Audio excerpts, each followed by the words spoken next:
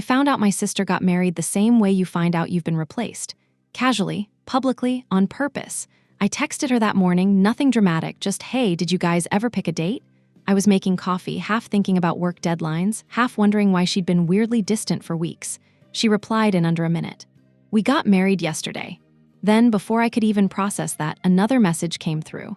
Like she'd been waiting to send it. Like she'd rehearsed it. Small ceremony, special people only. I stared at my phone until the screen went dark. And here's the thing that nobody tells you about being excluded by your own family. It's not the absence that destroys you. It's realizing the absence was planned. She didn't forget to invite me. She chose not to, and she wanted me to know it. But what I didn't know yet, what I couldn't have imagined sitting at my kitchen table with cold coffee and a cracked heart, was that the wedding wasn't the cruelest thing she did that week. Not even close. I gave myself exactly 10 minutes to feel it. The humiliation, the anger, that old, familiar ache of being the one person in the family who could be used without ever being truly loved. Then I called her. Not to beg, not to fight, just to hear her voice. To confirm that I hadn't misread the situation, she picked up on speaker like she had an audience. Oh, you saw it, she said brightly, like we were talking about an Instagram post. I kept my voice level. You could have told me. She made a small sound, half laugh, half sigh, like I was being dramatic. I made the guest list myself. You weren't on it. Special people only. I didn't ask her what I was, if not family. I'd learned a long time ago that asking my sister why only gives her more room to perform. So I said, okay. And I hung up before she could hear my breathing change. 10 minutes later, the family group chat exploded. Photo after photo after photo. Her in white, her new husband grinning, a champagne tower, a whole row of smiling faces, cousins who still owed me money, uncles who called me responsible, like it was both a compliment and a leash. My sister posted a selfie with a caption aimed directly at my chest. Special people only. Now, here's the part of this story that nobody in my family ever liked to say out loud. I was the oldest. And when our grandfather's health started slipping, I was the one who stayed. Everyone else had reasons they couldn't be there. They were busy, overwhelmed, had their own lives.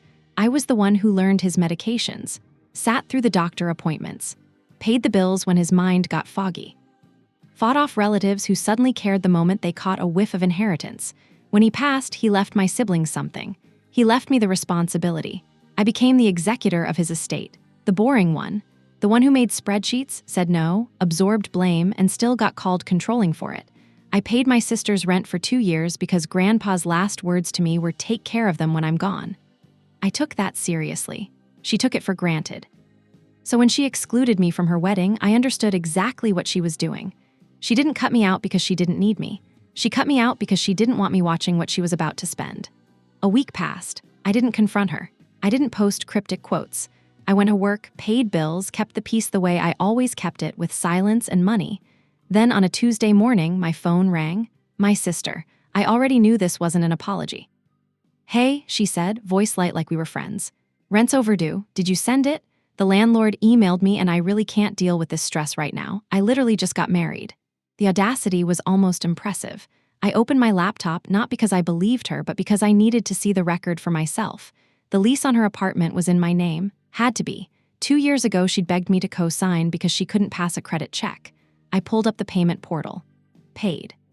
Paid. Then, this month, rejected. Not because I'd missed it.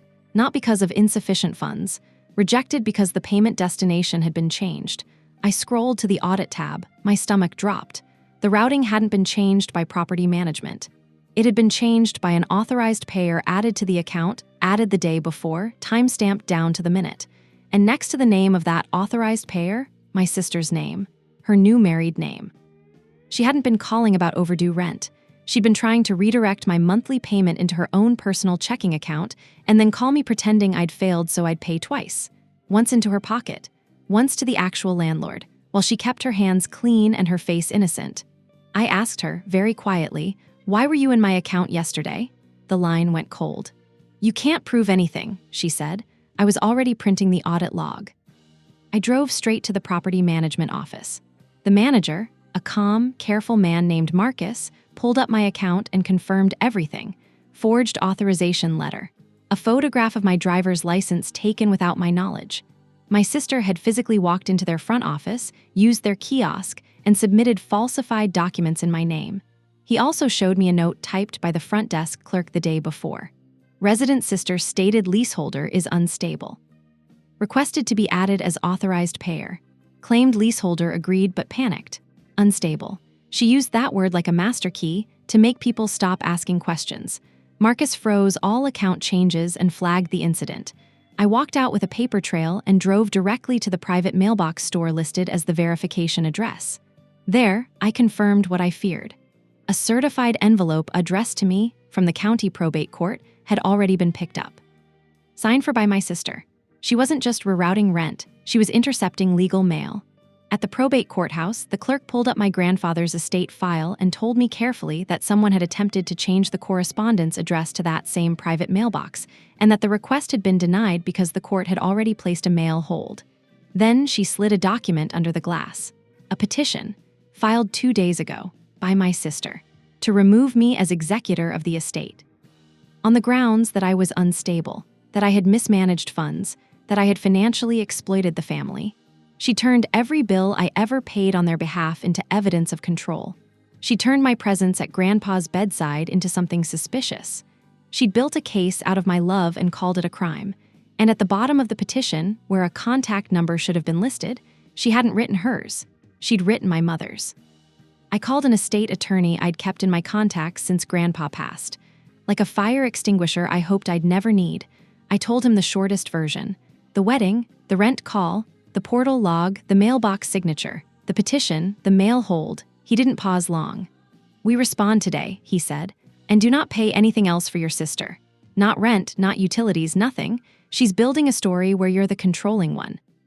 We're going to show the court what this actually is, attempted financial fraud and interference with probate. We filed our response that afternoon. Then my attorney's phone rang. The bank. My sister had walked into the branch that same morning with a forged court order, no seal, no clerk stamp, no judge signature, and tried to initiate a signer change on the estate account. When that failed, she attempted online access through the lobby kiosk. When that failed, she sent me a text message. You're not the executor anymore. Check the account in an hour. I screenshot it, forwarded it to my attorney, labeled the folder with the date and time. The bank's security footage showed my sister at the kiosk and my mother standing a few feet behind her, scanning the lobby, holding a folder like a weapon. Coordinated, we were in front of a judge that afternoon. My sister showed up with that same bright, clean confidence she'd worn in the wedding photos, like celebration and sabotage could share the same outfit. She saw me in the hallway and smiled. Special people only, she murmured. I didn't react. I looked at my attorney instead. Inside the courtroom, the judge didn't waste time. He reviewed our exhibits, the portal audit log, the forged authorization letter, the mailbox pickup signature, the bank incident summary, the lobby camera stills, the text messages demanding estate access and claiming I'd already been removed. Then he asked my sister one question she wasn't prepared for. Why did you exclude the executor from your wedding and then contact her for rent a week later? Her mouth opened. Closed. The truth was too ugly for a courtroom. Judge denied the emergency motion, denied the request to suspend my authority, kept me in place as executor, restricted all estate correspondence to my verified address, and then said the sentence that made my mother's face go pale. This filing appears to be in bad faith.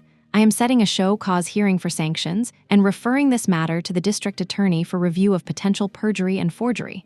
My mother started to speak. The judge didn't look at her. Ma'am, you are not a party. Do not speak. Outside the courthouse, 2 financial crimes detectives were waiting. My sister tried to walk past them like she didn't recognize consequence. One of them stepped directly in front of her. We need to speak with you about a counterfeit court document presented to a financial institution and an attempted unauthorized access to an estate account. For the first time all day, my mother looked afraid. Not of me. Of the record, 3 weeks later, the district attorney filed charges. Attempted fraud, forgery, intercepted mail, attempted rent rerouting. My sister didn't get to call it family drama in front of a judge. She got probation, restitution, and a no-contact order that meant she couldn't text me asking for money without it becoming a new violation. My mother wasn't charged as heavily, but she was named in the reports as an involved witness, and the court restricted her from contacting me about the estate. I paid the rent one final time, directly to property management through the verified channel. Then I removed myself from the lease entirely. And I let my sister discover what special people only feels like when the bills show up and no one is quietly covering them anymore. If you've ever been the one who stayed, the one who handled everything, paid everything, absorbed everything, while your family treated your loyalty like an ATM they never had to refill, drop a in the comments. You know exactly how this feels. And if someone in your life has ever called you controlling for simply having boundaries around your own money, I want to hear your story. Like this video if you think proof always outlasts manipulation. Subscribe so you don't miss the next story, because the next one hits even harder. And if you're dealing with something like this right now, whether it's family, inheritance, or someone trying to rewrite your narrative, the single most important thing you can do is document everything. Dates, times, screenshots, audit logs, because paper is louder than family. I'll see you in the next one.